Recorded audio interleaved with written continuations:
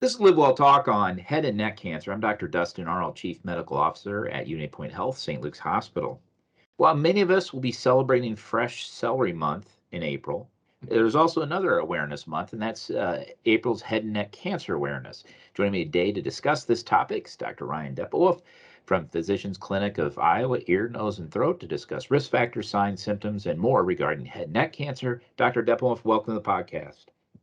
Thank you for having me. This is your first, isn't it? It is. I haven't done the podcast before. Yeah, I think we've had Tom Heineman and on sleep apnea Inspire when he started that. So good, Yeah. Good to have you, Ryan. Well, thank you. Always good to talk to you. But let's start with, head and neck is first of all, these are scary cancers because they potentially can end up in some sort of disruption to your anatomy that can be devastating to people, right? Yeah, absolutely. And so this is really a very, very serious cancers. But head and neck's a broad term. Can you kind of narrow that down for? I mean, what organs are we, other than skin? What organs are we worried about? Yeah, so it's a good question. We talk about this a lot. The cancers of the head and neck, as we say, are devastating to people simply because they affect certain functions that are really important to us in everyday life, primarily speaking, breathing, swallowing, that kind of stuff. So what we're really talking about in the head and neck is the throat. That's really what we're talking about. Now, technically, it's anything from the lips and the nose in all the way through to the voice box.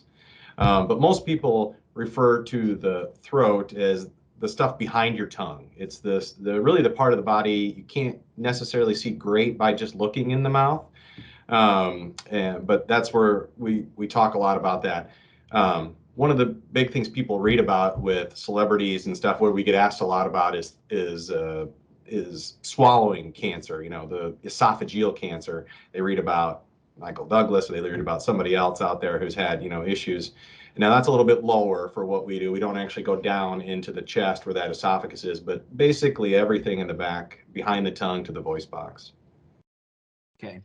And the risk factors for it, I'm sure a lot of us can guess quite accurately. It's probably not fresh celery that we'll be eating in the month of April. But can you run through the risk factors? What are the risk factors for head and neck cancer? It's really pretty simple. It's alcohol and tobacco. Those are the main risk factors. Now, we're going to talk a little bit today about another one, a sexually transmitted infection called HPV, which is also a risk factor. But the ones that everybody knows about that are classically described are alcohol and tobacco use, with tobacco use actually being a little bit stronger than alcohol in a lot of cases. Really? Wow. And vaping would be in there too because it's nicotine. Yeah. Okay. Anything, cigars. One of the other one is chewless tobacco or chewing tobacco. Sorry. We see it inside lips where people put it, things like that. I actually had a patient not too long ago who was from Asia who they chew betel nut, and betel nut is a risk factor. Now, not many people in the United States do that. It's not a big deal, but it's actually not an uncommon thing where they're from. And this patient actually developed a cancer. It's sort of just like, it's kind of like chewing tobacco, essentially. Wow.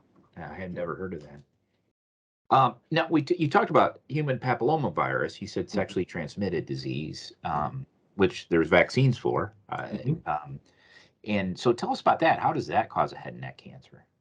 So, there's been a lot of research and focus in the head and neck cancer world in the last maybe 15 years on human papillomavirus. It is a very common virus that almost every adult has been exposed to in their life, but it is a sexually transmitted disease. It's a virus that's transmitted through direct contact, and that most common form is sexual transmission. Women have been dealing with this for a long time with cervical cancer screening and all this stuff. HPV is associated with cervical cancers. What we began to see... I have to be honest, I didn't know it was a risk for head or neck until I prepped for this. Probably in the last 15, 20 years, we began to notice a separate subset of patient who was very different than our typical head and neck cancer patient who began to develop cancers. And so it became to be a theme that these patients were more likely to have an HPV infection. And so a lot of research has been done on which type of HPV, when did they get it, when's the best time to, does it act differently, can you treat it differently, all those kind of things. But as you said, there is a vaccine for it. There is a treatment for it to prevent it. Now, again, like all vaccines, it doesn't treat it once you have it. It Right. will prevent infection from it. And so currently, in the United States, it's recommended for boys and girls around age 11 or 12 to start with the vaccine. It's usually a series of 2 shots. It can be 3 depending on when you start. But it does a great job at preventing infection with the higher risk forms of HPV. Like, we're all learning a lot about viruses in the last couple of years, and there's many variants of them. Just like the ones that we've heard about recently, HPV has different variants, and there's certain ones that tend to cause cancers and certain ones that just cause warts, like we get anywhere else. The vaccines are very good at preventing infection with the ones that cause cancer. And so it's actually become approved by the Food and Drug Administration and is now being recommended for any boy or girl around age 11 or 12 to get vaccinated. Wow. I didn't, I guess I saw that recently where boys, it was recommended during, like, you get those, comes in the Annals of Internal Medicine, which I know you read every month. Yeah, that's right. Absolutely. And it has like the immunization schedule for that just recently improved. And I saw that it had boys on there for HPV, and I thought, wow, that's kind of weird. But that's probably what they're looking at. Wow. Absolutely. Learn That's something exactly new. what it's for. Now, what we talked about swallowing and breathing.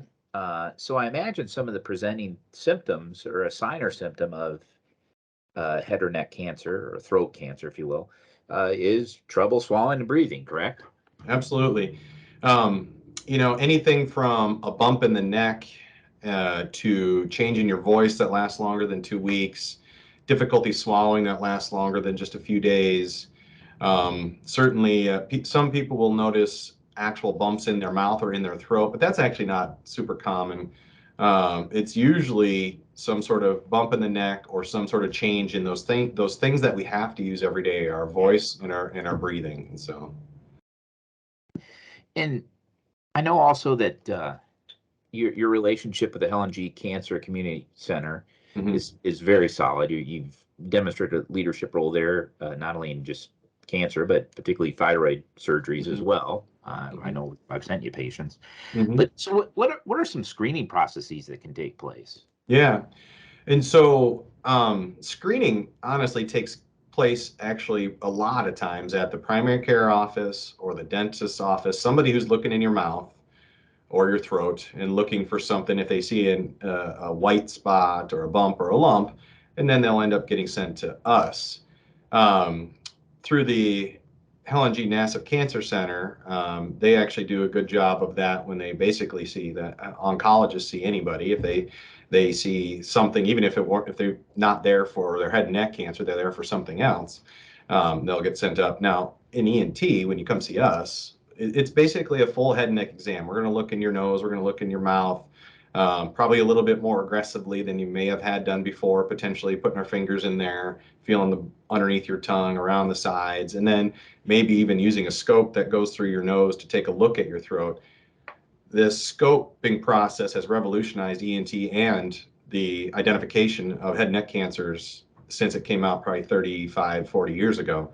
It allows us to see parts of the body while people are awake. They don't have to have anesthesia. We can see your throat, we can see your voice box, the back of your tongue, and actually take a direct look at those areas from that standpoint. We actually have a head and neck cancer, since this is a head and neck cancer awareness month, there is a free head and neck cancer screening coming up at at the Community Cancer Center, Helen G. Nassif, on Monday, April 25th in the afternoon, that anybody can sign up for if they want to come in. And again, it's going to be a very basic feel your neck, look in your mouth, look in your nose sort of thing to see if we see anything that looks concerning. Will there be fresh celery there provided? There might be. You never know. Okay. All right. Well, that's just a good thing. All right. Now, if I have cancer and it's discovered, I mean, you're a surgeon, so I'm going to get some surgery. What kind of walk us through that? What's the most common? And Yeah. So there's three basic ways to treat head and neck cancer, like a lot of other cancers. There's surgery, there's chemotherapy, and there's radiation.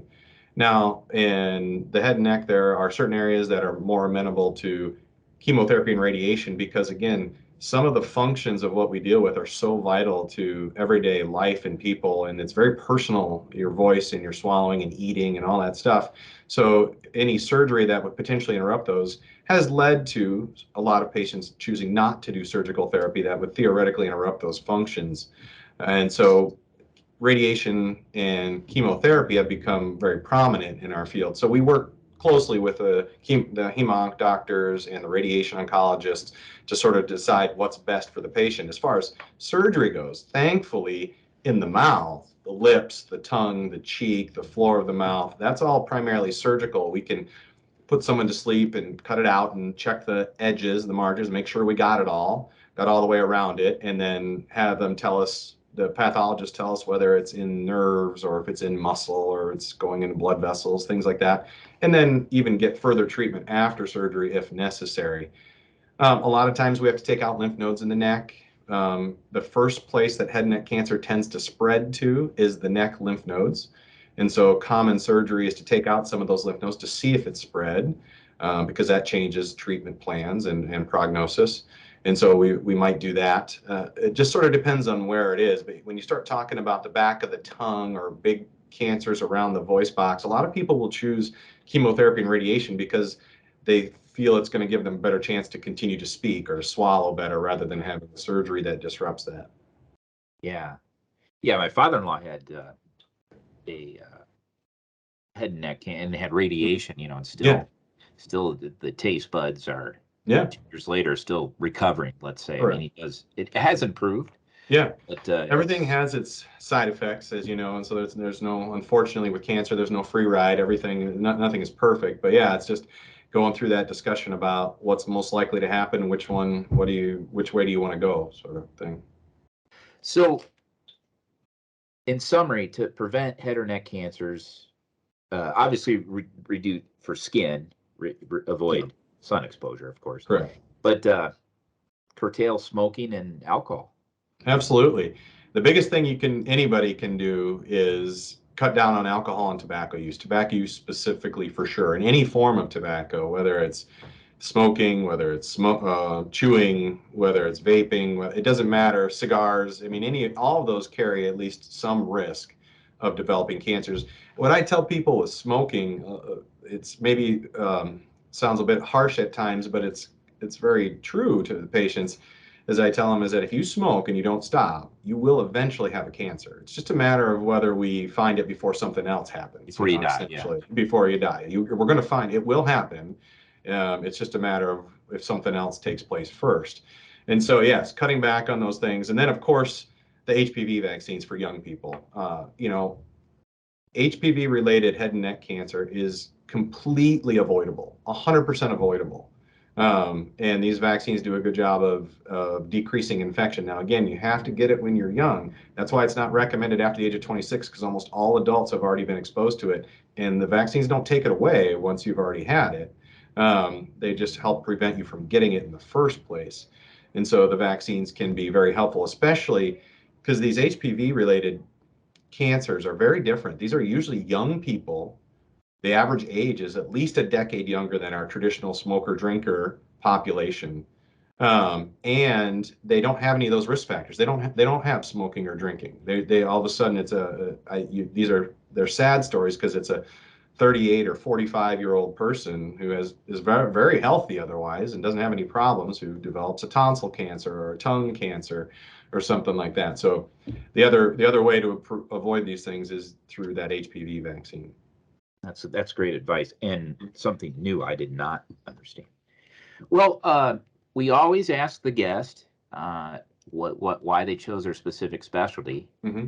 So, I mean, obviously you weren't talented enough to be an internist like myself. Yeah, so you had to settle for. Why did you settle for ENT? Well, it's the Head and Neck Cancer Awareness Month is the same as Fresh Celery Month, so that was a good one. But I like just about everything I did in medicine when I was going through medical school, and you get to try all the different stuff. I ultimately decided I want to do surgery. That's one of the big decision points. And then I get a chance to see kids. I get a chance to see adults. I get to see I see the entire range of age. And other than the fact that I'm confined to a fairly specific anatomic region, which again, I enjoy, I get to see chronic disease and acute disease, people I create relationships with, other ones I see one time and can help along the way. I liked that variety of it. So Cool. Yeah. Mhm. Well, you do a great job. You've probably been here, what, 12 years maybe? 10 Yeah, years? well, coming up on 12 years. Yeah, Mhm. 12 years. Wow. Yeah, yeah. Goes fast. It does go fast, doesn't it, though? Yeah, it Both does. my daughters are taller than me, or as Yeah. tall, and one's taller. And it's like, Yeah. what happened? Thanks for joining me today. I really Yep. appreciate it. This is Dr. Dempewolf. Great information. Dr. Dempewolf is with Physicians Clinic of Iowa, ear, nose, and throat. For more information on ENT services provided by Physicians Clinic of Iowa, call 319-399-2022. And for more information, services, and resources for cancer patients, the Helen G. Nassif Community Cancer Center is 319-558-4876, or you can just go to the website that is communitycancercenter.org. Thank you for listening to LiveWell Talk On. If you enjoyed this episode, don't forget to subscribe, and if you want to spread the word, please give us a 5-star review and tell your family, friends, neighbors, strangers about our podcast. We're available on Apple Podcasts, Spotify, Pandora, or wherever you get your podcast. Until next time, be well.